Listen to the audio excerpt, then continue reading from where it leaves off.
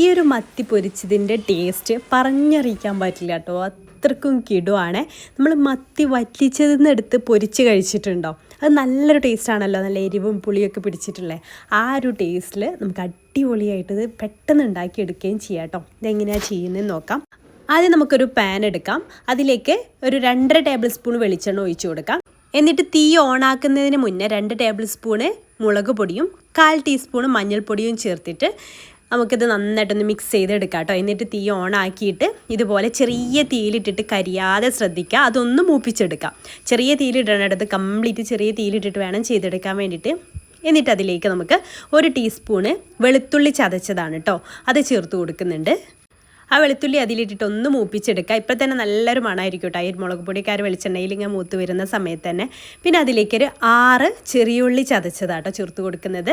അപ്പോൾ ചെറിയുള്ളിയും ചേർത്തിട്ട് അതും ഒന്ന് മൂപ്പിച്ചെടുക്കുക. പിന്നെ ഒരു 3 തണ്ട് കറിവേപ്പില ചേർത്ത് കൊടുക്കുന്നുണ്ട്. അതെല്ലാം കൂടെ നന്നായിട്ടൊന്ന് മിക്സ് ചെയ്തെടുക്കുക കേട്ടോ. ഇനി നമുക്കതിലേക്ക് 1 ടീസ്പൂണ് ചില്ലി ഫ്ലേക്സ് കൂടെ ചേർത്ത് കൊടുക്കുക. അതുകൂടി ഉണ്ടാവും പ്രത്യേക ഒരു ടേസ്റ്റാണ് കേട്ടോ ഈ ഒരു മത്തി ഫ്രൈക്ക്. അപ്പോൾ അതും കൂടെ ചേർത്ത് വീണ്ടും നന്നായിട്ടൊന്ന് മിക്സ് ചെയ്തെടുക്കുക. ചെറിയ തീയിലിടാൻ പ്രത്യേകം ശ്രദ്ധിക്കണേ, കരിഞ്ഞു പോവാതിരിക്കാനാണ്. പിന്നെ ചെറിയൊരു ചെറുനാരങ്ങ വലുപ്പത്തിൽ പുളി പിഴിഞ്ഞ് വെള്ളം ചേർത്ത് കൊടുക്കുക. അതും കൂടെ ചേർത്ത് വീണ്ടും നന്നായിട്ട് മിക്സ് ചെയ്ത് നന്നായിട്ടൊന്ന് തിളപ്പിച്ചെടുക്കണം. ഇനി നിങ്ങൾക്ക് ആവശ്യമായിട്ടുള്ള ഉപ്പ് ചേർത്ത് കൊടുക്കാം. മീനിലേക്കൊക്കെ ആവശ്യമായിട്ട് ഞാൻ ഇവിടെ ഒരു 11 മീൻ എടുക്കുന്നുണ്ട് കേട്ടോ, അതിനുള്ള ഒരു അളവാണ് കാണിക്കുന്നത്. അപ്പോൾ അതെല്ലാം കൂടെ നന്നായിട്ട് മിക്സ് ചെയ്ത് എടുത്തിട്ടുണ്ട്. ഇനി നമുക്ക് ഇതെല്ലാം ഒന്ന് നിരത്തി, ഈ മസാല ഒന്ന് നിരത്തി വെച്ച് കൊടുക്കണേ. ഇതുപോലെ ഒന്ന് ആക്കി കൊടുക്കുക. എന്നിട്ട് ഓരോ മത്തി ക്ലീനാക്കി വരഞ്ഞെടുത്തത് ഇതിലേക്ക് ഇങ്ങനെ വെച്ച് കൊടുക്കുക, നിരത്തി വെച്ച് കൊടുക്കാം. ഞാൻ 11 കേട്ടോ എടുത്തിട്ടുള്ളത്.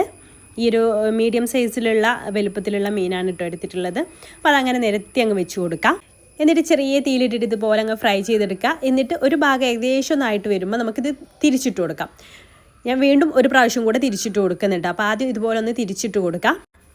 ഇതുപോലെ ഫുള്ളായിട്ടൊന്ന് തിരിച്ചു കൊടുക്കുക. അപ്പോൾ ആ ഒരു ഭാഗത്തും ഇതേപോലെ തന്നെ മസാല പിടിച്ച് കിട്ടും. അതിനുള്ള മസാല നമ്മൾ ഇതിലേക്ക് ചേർത്തിട്ടുണ്ട്. 2 ഭാഗത്തേക്കുള്ള ടൈപ്പിലുള്ള മസാല നമ്മൾ ഇതിലേക്ക് ചേർത്തിട്ടുണ്ട്.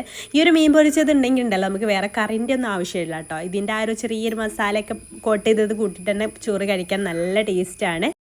അപ്പോൾ മറ്റേ ഭാഗം ഇതുപോലെ ഇങ്ങനെ മൊരിഞ്ഞ് വന്നതിന് ശേഷം നമുക്ക് വീണ്ടും തിരിച്ചിട്ട് കൊടുക്കാം. ഇതിലുള്ള ആ ഒരു പുളിവെള്ളമൊക്കെ വറ്റി മീനിലൊക്കെ നന്നായിട്ട് പിടിക്കണം കേട്ടോ, ഡ്രൈ ആയിട്ട് വരണം.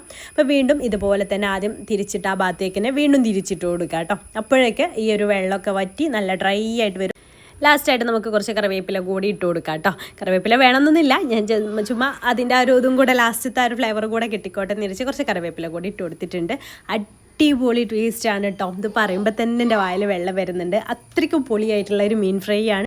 ഇനി നിങ്ങൾക്ക് മത്തി കയ്യിൽ കിട്ടുന്ന സമയത്ത് ഇതുപോലെ ഒന്ന് ട്രൈ ചെയ്ത് നോക്കാൻ മറക്കല്ലേ, എന്തായാലും നിങ്ങൾക്ക് ഇഷ്ടമാവും. അപ്പോൾ ഈ വീഡിയോ നിങ്ങൾക്ക് ഇഷ്ടമായിട്ടുണ്ടെങ്കിൽ ലൈക്ക് ചെയ്യാനും നമ്മുടെ പേജ് ഇതുവരെ ഫോളോ ചെയ്യാത്തവരാണെന്നുണ്ടെങ്കിൽ ഫോളോ ചെയ്യാനും മറക്കല്ലേ. ഇൻഷാ അല്ലാ പുതിയൊരു വീഡിയോ ആയിട്ട് നമുക്ക് അടുത്ത ദിവസം കാണാം. താങ്ക്